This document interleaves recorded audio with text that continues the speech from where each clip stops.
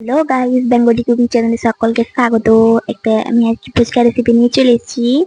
তো চলো বেশি দেরি না করে শুরু করা যাক। এর আগে আমি পেঁয়াজ কাটতে বসে গেছি, পেঁয়াজগুলো কিন্তু কেটে নিচ্ছি একে একে।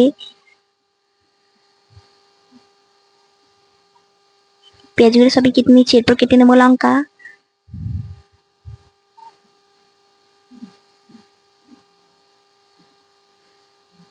পেঁয়াজগুলো প্রায় কাটা হয়ে গেল আমার, এবার লঙ্কাগুলো কেটে নেবো। পেঁয়াজগুলো কাটা হয়ে গেছে, এবার লঙ্কাগুলোকে কেটে নিচ্ছি।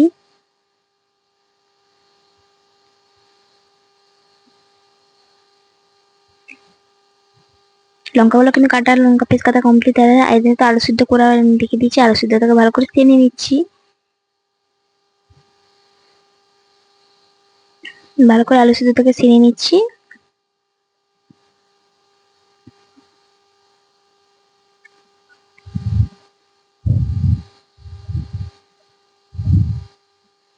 আলু সিদ্ধের মধ্যে দিচ্ছি স্বাদ মতো পরিমাণ মতো লবণ।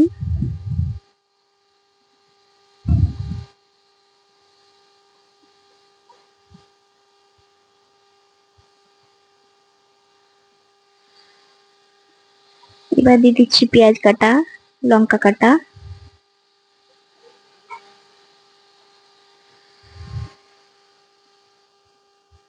এরপর দিয়ে দিচ্ছি লাল মরিচ গুঁড়ো,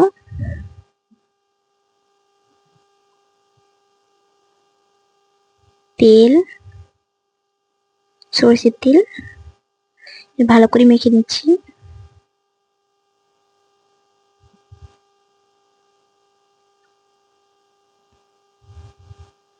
আলুটাকে ভালো করে মেখে নিচ্ছি।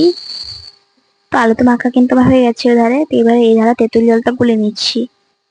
তো তেঁতুল জলটা এবার গুলে নিচ্ছি, তেঁতুল জলটাও কিন্তু গোলা হয়ে যাবে, কমপ্লিট হয়ে গেল বলে। একটা বাড়িতে আমি তেঁতুল জলটা গুলে নিচ্ছি।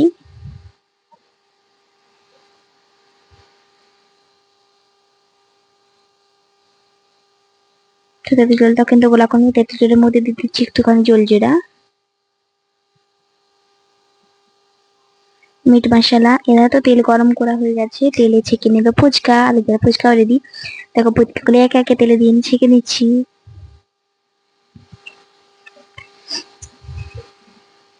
ফুচকাগুলো ছেঁকে নিচ্ছি, ফুচকাগুলো ছেঁকে উঠিয়ে নিচ্ছি এক এক করে।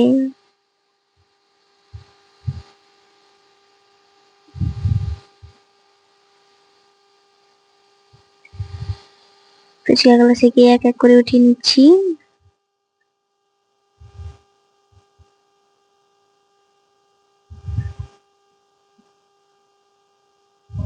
একটা প্লেটের মধ্যে ফুচকাগুলো ছেঁকে উঠিয়ে নিচ্ছি সব।